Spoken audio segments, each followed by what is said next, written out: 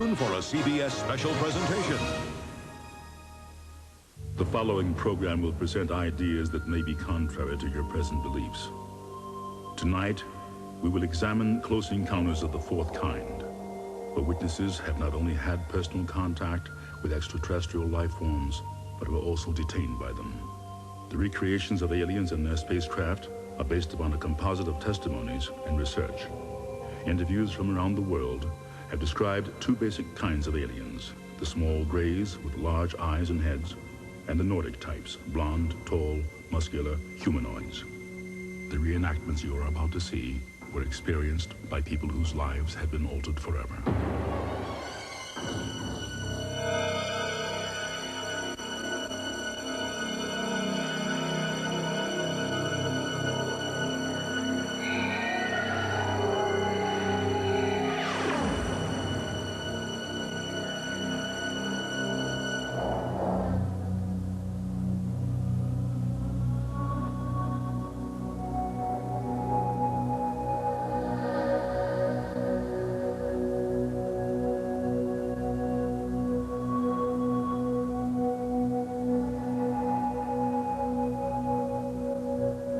My name is Walton. This is my story, and it's real.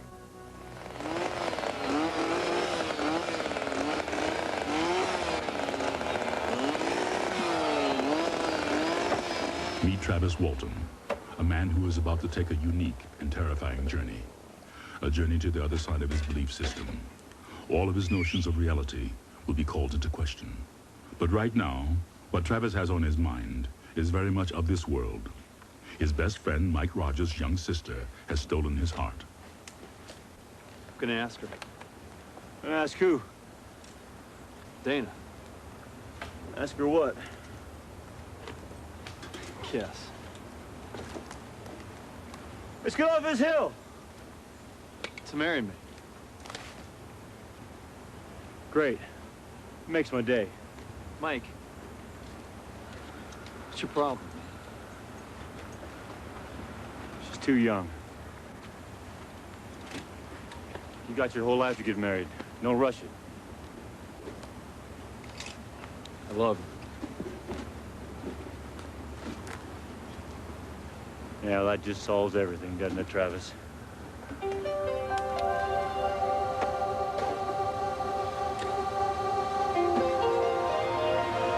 At first, it seemed just like any other night as they headed home from work. What's that? I don't know. Maybe it's a forest fire. I don't see any smoke. Yeah, well, what the hell is it? Get closer to it, Mike. Get closer to it.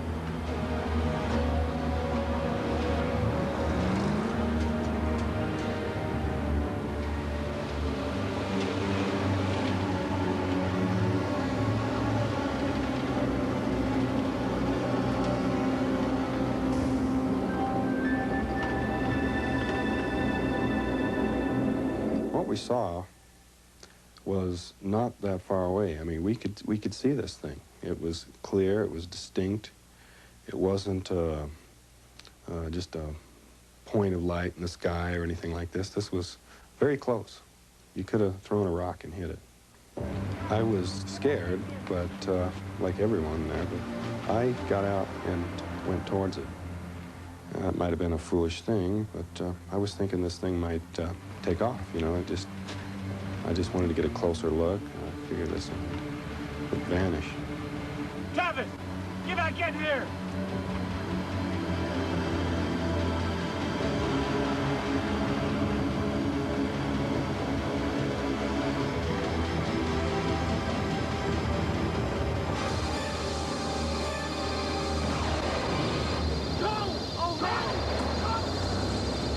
Did you see what happened to him?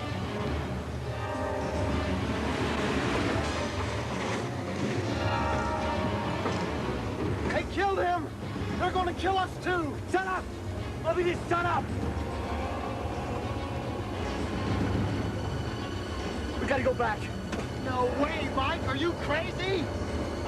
After we'd put maybe a quarter of a mile distance between us and it, I suddenly realized what we had done, and I realized that our friend was back there, that I'd left him there. So I stopped the truck, and several of them didn't want that at all. And I says, well, we have to go back. He could be hurt, obviously is hurt, and we can help him. We went back to the site. The thing was gone. Travis was gone. So we thought maybe he wandered off somewhere. So we conducted a hand-in-hand search, you might say, 6 grown men walking around in the woods about as close to each other as they could get. We decided that without being able to find him, we would have to do something. What would we do? All we could think of was go to the authorities. The sheriff arrived and listened to their story. He was cautious, but not completely disbelieving. He decided that the only thing to do was to go back up the hill in the morning and look for Travis. 3 of the guys had no intention of going back up the hill. They wanted to stay right down there where they were. And so me and one other fella and several of the sheriff people went back up the hill and covered all the roads below and above, and we looked for tracks, we looked for sign, we listened. We couldn't find him at all. There was no trace of him at all, no tracks of any kind anywhere. It just seemed that they must have taken him, whoever they were. We had no idea at that point. It's only maybe 100 feet or so away from us. You know, just sitting and filled this whole area in here. See how it's all burned up and stuff? It was huge, you know, it filled this whole thing up. And just, it's the weirdest damn thing I've ever seen. Somebody from somewhere other than this world had taken him, and he was just not there. Mike Rogers and the sheriff went to inform Travis Walton's mother that her son was missing. I'm sorry. I left him. I just didn't know what to do. I'm sorry. All through that night and the next several days, it was incomprehensible. We could not understand what had happened. It just didn't sink in. Something had happened, something odd had happened. We didn't know if it was terrible, whether it was great, we didn't know, but it's something that we couldn't understand had happened, and it was very traumatic, very traumatic, the most traumatic event that I've ever encountered.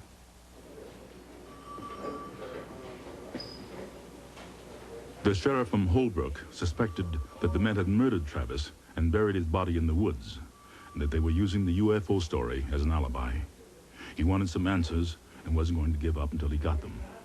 Well, Dallas, why don't you tell us about this conversation with Travis? Joe, they was just talking about his sister. Now, they've been dating. Do you have a problem with Travis there, son? Travis was my best friend. Why would I kill him? I don't know. I understand he wanted to marry your sister. Well, maybe you didn't like that idea. Oh, man.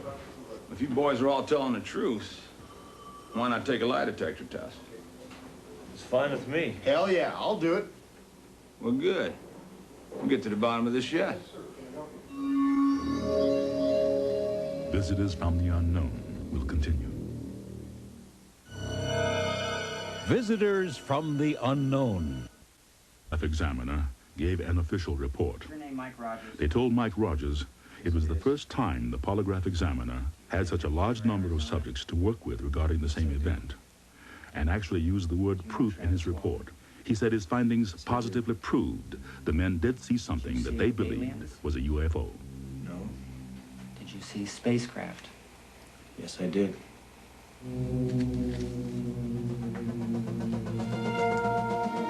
Later, Travis returned with a remarkable story. When I felt the numbing shock, I blacked out, and the next thing I knew, I regained consciousness. Not quickly, sort of gradually. My head wasn't real clear. I was in a lot of pain. I was laying on my back. I didn't know where I was. I remembered what had happened in the woods as I was regaining consciousness. I was trying to figure out what I was and what was going on. I thought maybe I was in a hospital or something, that I'd been hurt.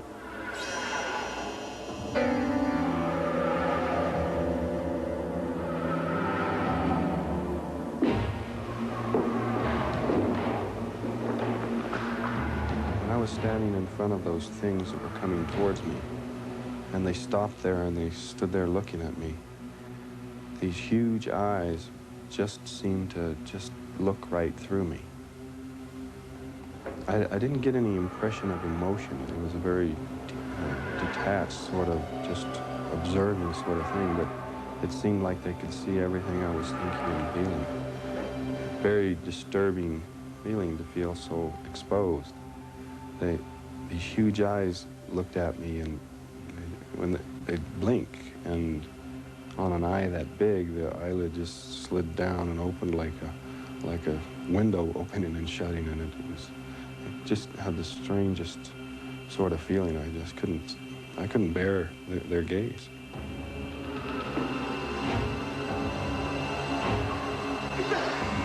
Get back!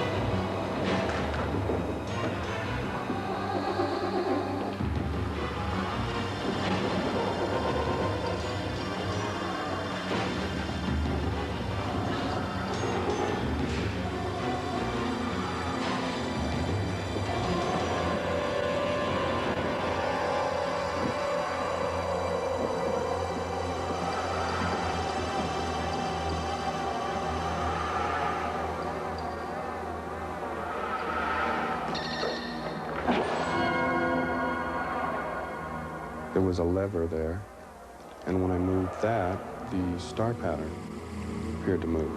That kind of disoriented me for a minute because, it felt like I was moving kind of for a second, because this was, to have everything suddenly shift like that. But I figured I'd better quit messing with that.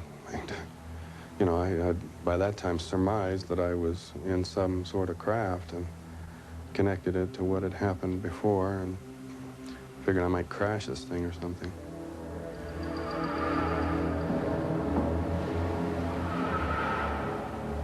This person was not like these humanoid creatures that I'd seen earlier. This looked like a human being, looked like a man in a blue uniform.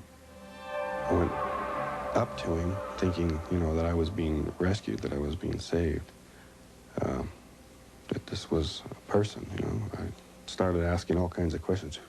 Where am I? Where are we? And who are those things that I saw? Talk to me.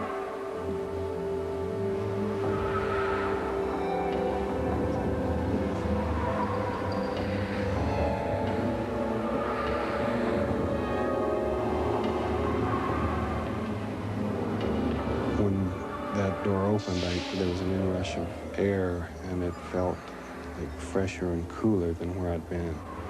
It must have been like the air I was in was real heavy, moist, stifling. Just pulled me quickly on, went through some doors, down a hallway, to another room. What are you guys doing? What's going on here? Who are you people? Touch me. Don't touch me! Don't! Get your hands off me! What are you doing? Touch me! What are you doing? What are you doing? Get off me!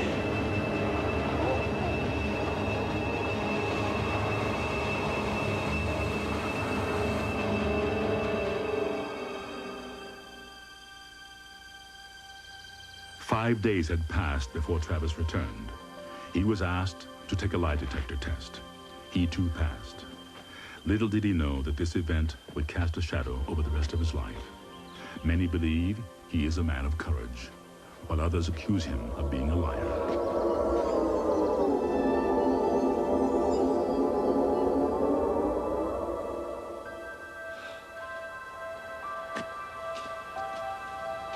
The thing that has brought more frustration and pain into my life as a result of all this happening is the fact that people can't see me anymore, me as a person.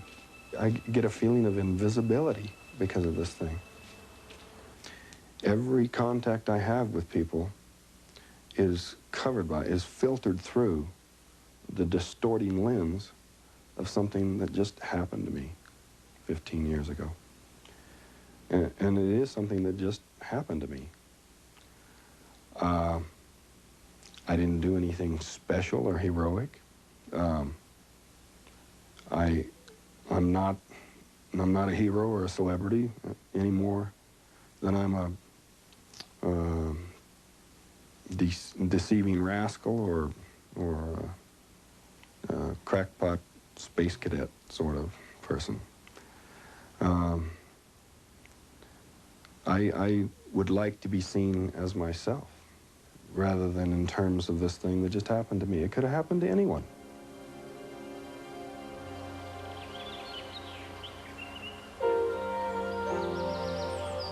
All of the woodsmen moved away except Mike and Travis. They are still friends. Travis married Mike's sister, Dana, and they have 4 beautiful children and still live in the same small town in Arizona, where no one has forgotten what happened more than 15 years ago.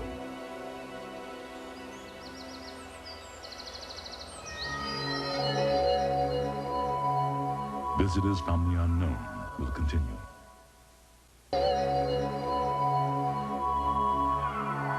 My name is Alan Godfrey, and this is my story, and it is real.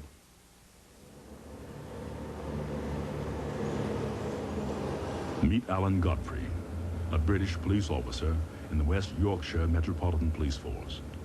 Alan, born and raised in this working-class neighborhood near the moors, is married and the father of 2 children. He has been commended twice for his investigative work in cases of sudden and mysterious deaths. Alan is proud to be a policeman and proud of his accomplishments. His story began 14 years ago, when Alan was looking for 3 men suspected of brutally assaulting someone the night before. Headquarters, this is PC Godfrey. I've located the 3 suspects outside a pub. It's called the Carpenter Arms. I'm going to take them into custody. Send backup.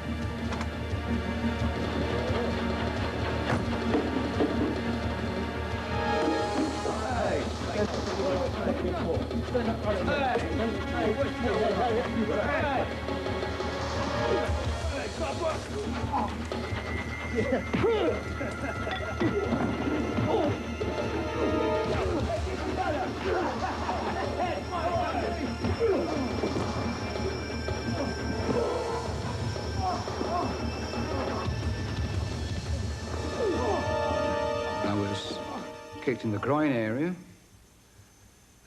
as a result of which later on I did lose a testicle. The police surgeon explained that Alan would require a long period of recuperation. You're going to need a lot of rest. He was both physically and psychologically devastated and was told he would no longer be able to have a normal sex life. I was also told I would I'm definitely been sterile for the rest of my life. I would not be able to father children again. Alan finally returned to active duty. 3 years later, he was called to the scene of a mysterious death.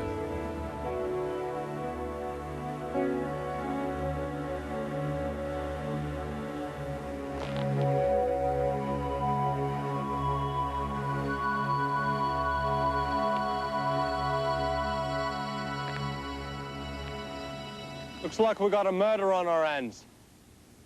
Right, I'll call it in. What was strange about the guy was he was wearing a top coat, but he wasn't wearing a shirt. He was wearing a string vest, you know. His jacket had been fastened unevenly at the top here. His trousers and the fly was undone on the trousers. His shoes appeared that he hadn't put them on himself. They hadn't been tied properly. At 10 a.m., the body was not there, according to the owner of the coal yard. An off-duty officer had been present at 1:30 p.m. and found nothing unusual. Later that afternoon, the body was discovered, and subsequent tests proved he had been dead for at least 8 hours. So the question remained, where had he died? And how did he get to the top of the coal pile?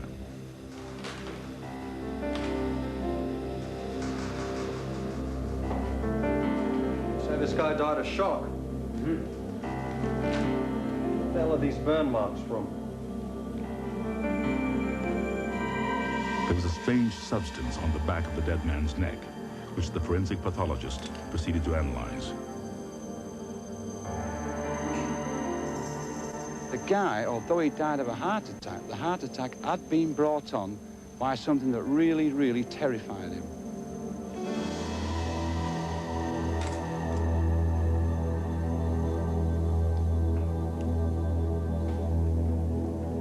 The victim was identified as Zygmunt Adamski.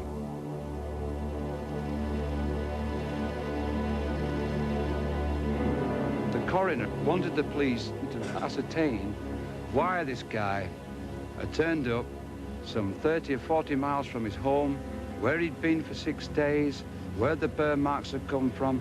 More importantly, what was the substance that had been applied to the guy's wound at the back of the neck? Because the substance could not be identified as anything known on Earth. The police were further baffled. There were no footprints leading to where the body was found. This is really important to remember this. The fact that the guy climbed a stack of coal, well, supposedly climbed a stack of coal, if he had got there under normal power, was suffering from a heart condition in inclement weather as it was, and to lie there on the top and just look up at the sky and die is ridiculous.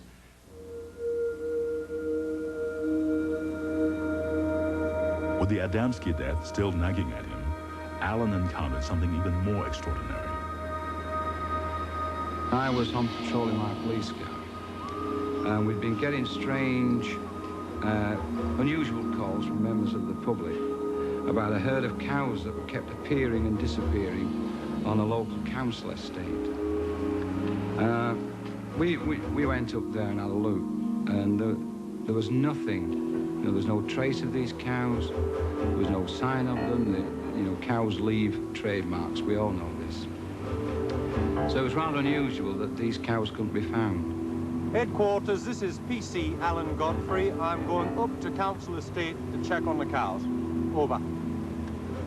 As I was approaching the council estate, I was going to come off the main road when I saw in front of me a large object that was blocking the road up ahead.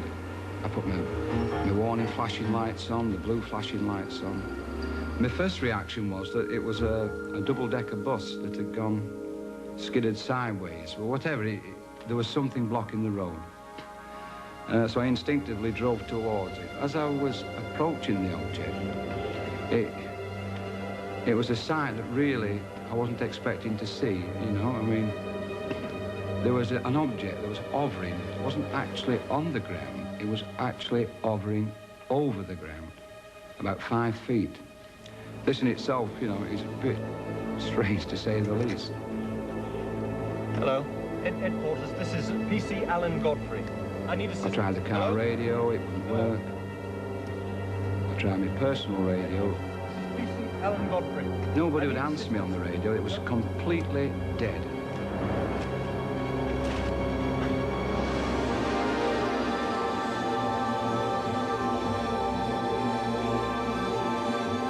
I've got it hovering in front of me about 25 yards is an object that really one only expects to see in such films as Close Encounters of a Third Kind, E.T. and things like this. I mean, this was totally unbelievable. It just didn't register with any of the training I've been given as a police officer. it became obvious to me that what I was looking at was a UFO. There was no emittance of noise from it, and there was certainly no heat coming from it. The trees that was lining the road were shaking violently, so whatever it was, there was a force coming from it. Although at that time, while I was sat in the police car, I couldn't feel any vibration in the police car, but there was no way I was going to get out. I wasn't going to get out of the police car. I felt very secure in there.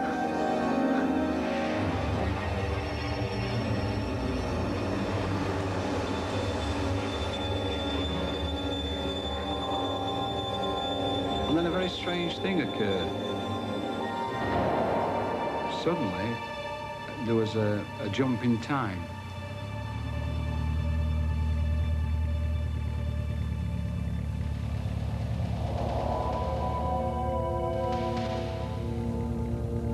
After I'd done the drawing, or my last conscious memory was of doing the drawing, I suddenly found myself another 20 or 30 yards up the road, driving the police car, and the object had gone.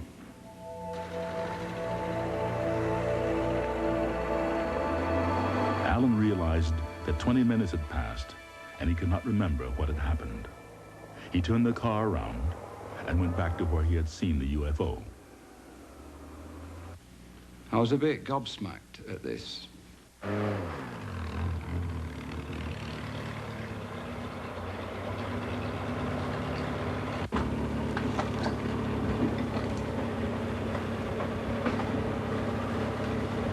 It had been raining all night, so the road surface should really have been absolutely wet through. But where this object had been, the road surface was whirlpool dry.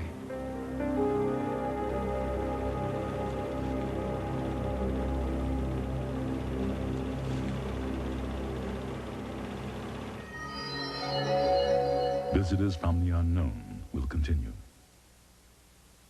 3 of them returned to the location of the sighting. So, where are the little green men, Alan? Oh, that's funny, yeah. How come it's totally dry here and everything else is wet? Maybe Alan's really seen something? So we went into the adjoining park, and the only way you can get into the park is over the bridge and through a locked gate, which is obviously it's open during the day, but during the hours of darkness, the gate's locked. So nothing can get into the park. We got in. We unlocked the gate because we have the keys to get into the park for obvious reasons. What they discovered was a herd of cows that had mysteriously appeared in the center of the field. These were the missing cows that Alan had been looking for. This is the herd of cows I've been looking for all night. You know, we've been running around, and here they are. How'd these cows in here? There's no trail. Now, this is rather strange, and this starts blowing your mind here, because I just seen something that a UFO, that I found absolutely totally unbelievable, and I wasn't expecting to see something like that. And another strange occurrence, the cows, you know. How did the cows get there? The only way they could have got there is somebody had gone plonk and dropped them there.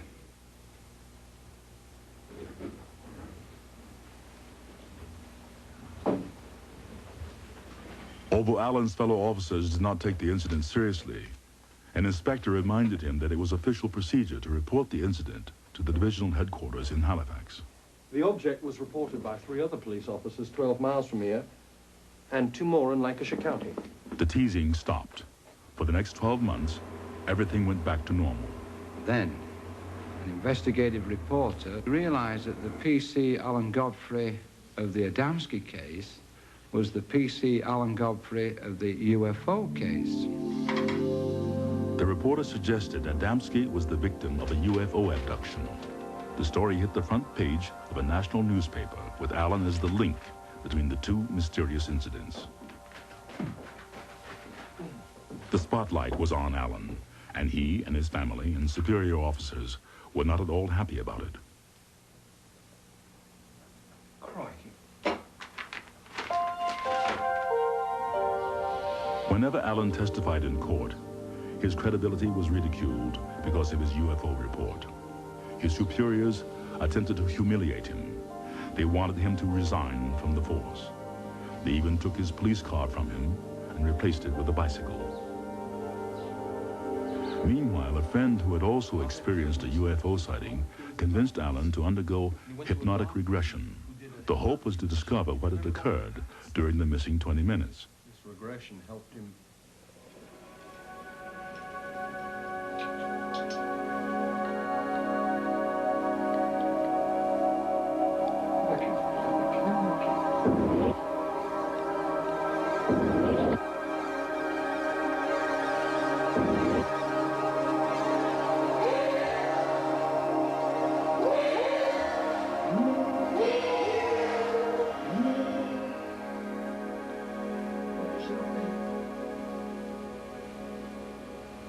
That's what they sound like. What does Joseph say? Do you remember the night I tried to wake you up and couldn't? What night, love? That night I heard that same sound over our bed.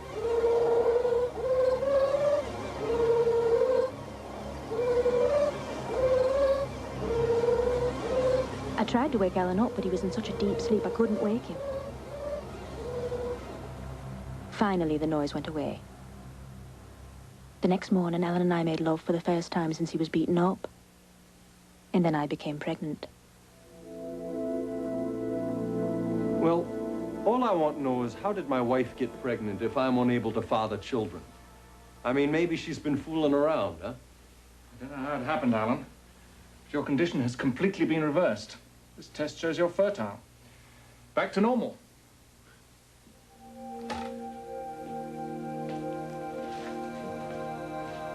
While many questions were raised, few were answered. The Adamski death remains unsolved. Alan Godfrey is still unable to consciously remember the missing 20 minutes.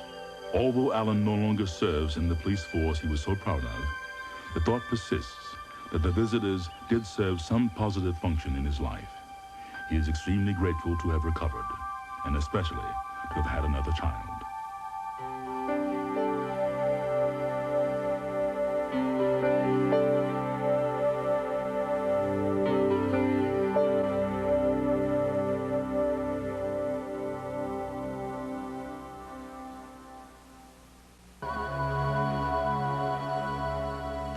My name is John R. Salter, Jr. This is my story, and it's real. John Salter, Jr.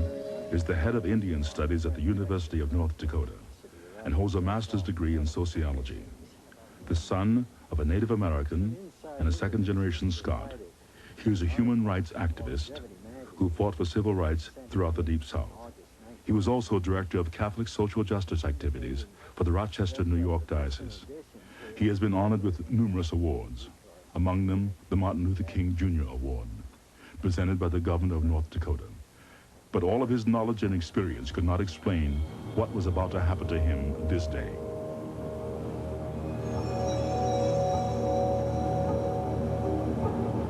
John Salter and his son left their home in North Dakota for a speaking tour in the Deep South.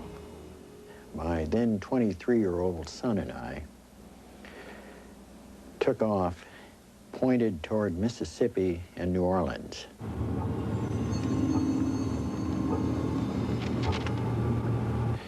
Since I've been about 13, I've traveled with my father all over the country. And one of the things we've always done is pick the straightest shot, you know, from point A to Z. However, on this trip, John Salter, for reasons he could not explain, took a route which was completely illogical. Intending to stay on Route 61, John Salter turned off the main highway onto a less traveled road, heading in the wrong direction.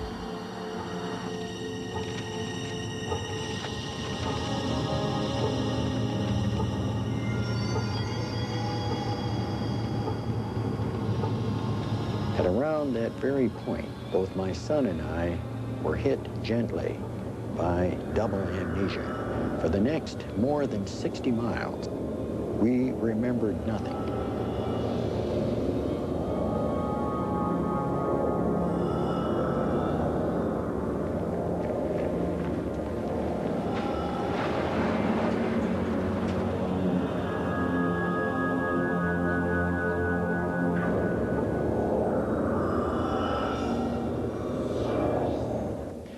At about 10 minutes of 8, almost an hour and a half later,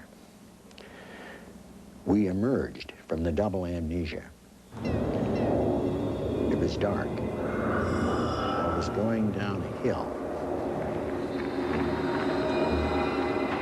I can recall very clearly the lights of the pickup on the highway, the sound of the engine and the tires flowing into my broadening, expanding consciousness.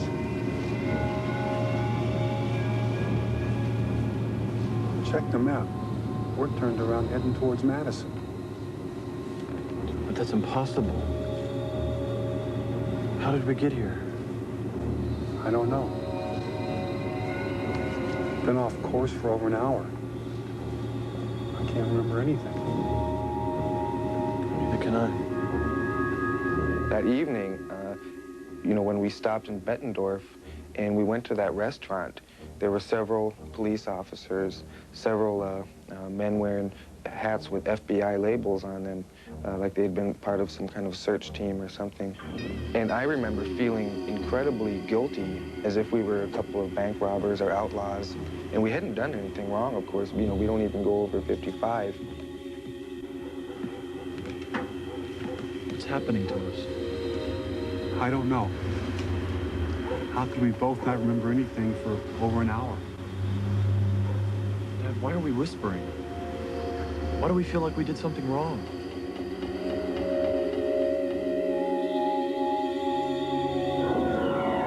If this were the Navajo country, I'd believe this to be witchcraft.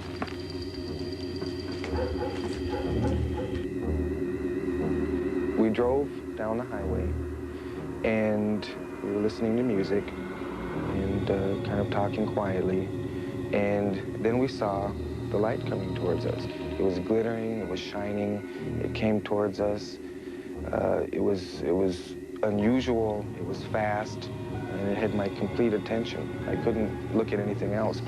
It was enveloped in a kind of energy field which added up to the most exquisite, shimmering, silvery thing that I've ever seen in my life.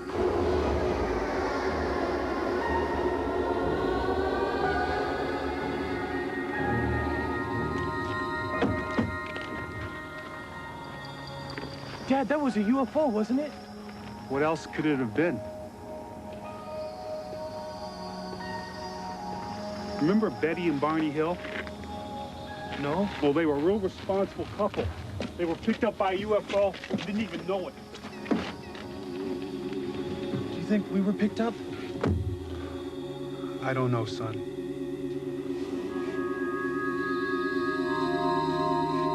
To the Salters, this extraordinary sighting somehow seemed connected to the missing time and odd feelings of the previous night. I also saw this as a very friendly kind of an appearance, a sort of a adios or a hasta luego. But the Salters were still mystified. The real significance of what happened was about to unfold.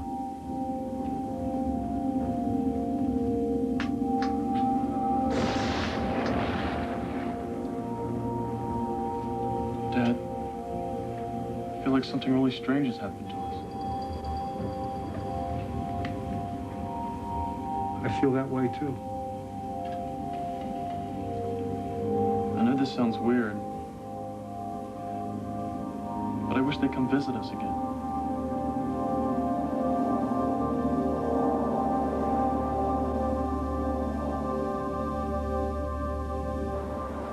As they continued their journey, the Salters searched their memories for explanations. What really occurred during that missing time? Why did the UFO appearance feel so familiar to them? And why did they have such feelings of longing for something they could not identify? In a series of recall flashbacks, the lost time slowly came into focus.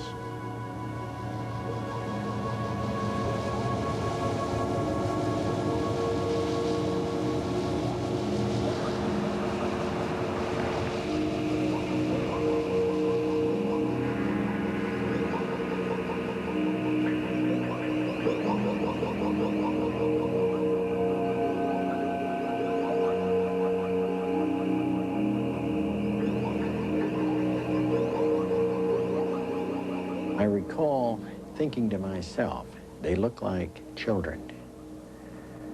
Up on the bumper, looking in, they look just like little kids.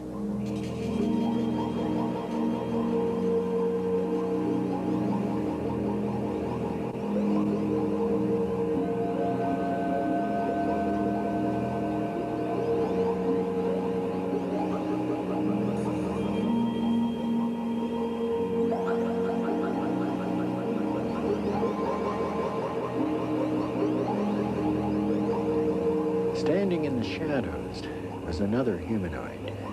This man is as tall as I am, 6 feet. He is half human, half humanoid, a half-breed, so to speak. I felt a very close bond immediately with this tall figure that stepped from the shadows. At one point, I stumbled and fell and was cushioned and prevented from hitting the ground by what I'm convinced is some sort of telekinetic psychic force generated by the humanoids.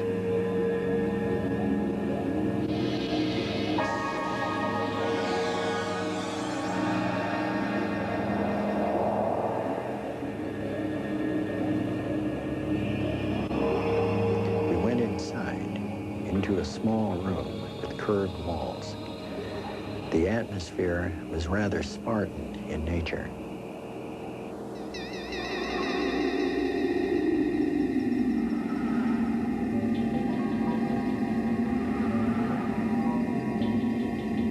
I remember the feeling of laying in a chair, and it was like being in a dentist's office because I was aware of what was happening, but I couldn't move.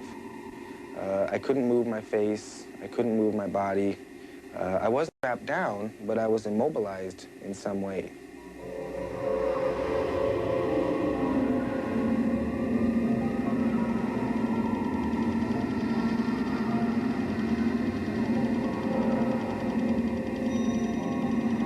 One of the things done initially to me after a cursory medical exam was placing of a very small implant up my right nostril and beyond.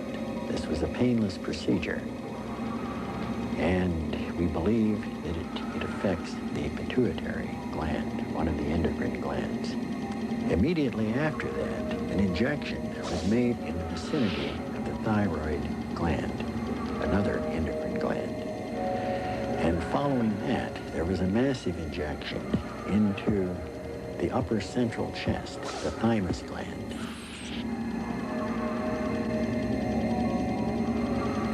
There would be like a zipping sensation, almost like tiny electrical shocks.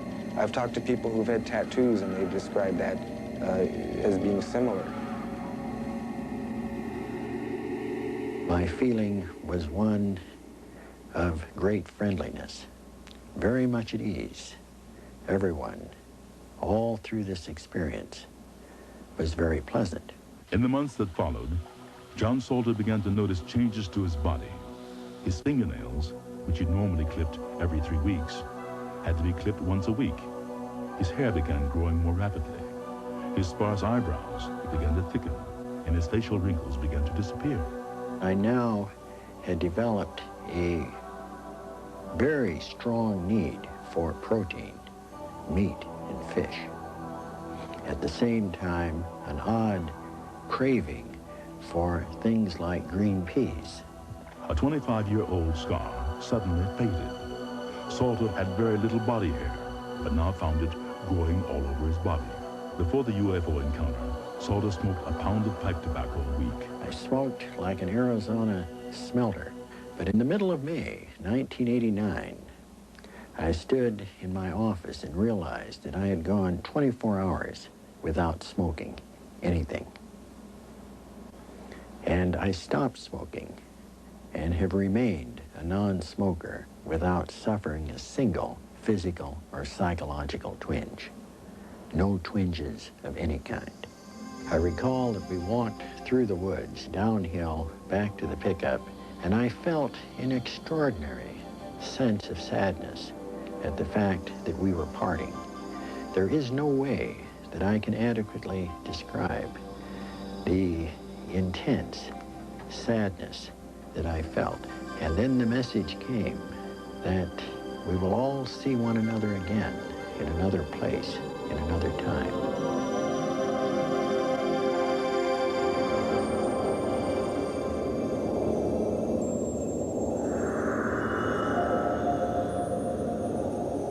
These have been but 3 of hundreds of reported UFO encounters. While no scientific proof is available to the public, one thing remains clear. A growing number of people believe extraterrestrial life exists, and still others believe Earth is being visited regularly. If so, where are they from? What do they want? These questions remain unanswered.